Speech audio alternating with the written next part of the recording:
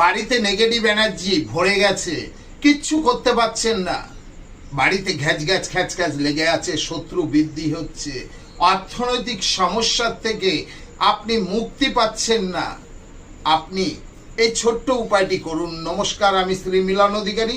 দেখতে থাকুন শ্রী মিলন অধিকারীর চমৎকার টোটকা। চ্যানেলটিকে সাবস্ক্রাইব, লাইক এবং শেয়ার, কমেন্ট বক্সে অবশ্যই কমেন্ট করবেন। আপনি মঙ্গলবার করে এই উপায়টি করবেন।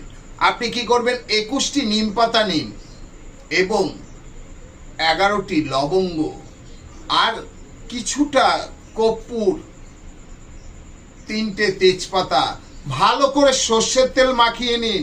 আপনি যখন সন্ধ্যেবেলা মঙ্গলবার ধুনো দিচ্ছেন, ওই ধুনোচির ওপরে দিয়ে সারা বাড়িতে ধোঁয়াটা দিন।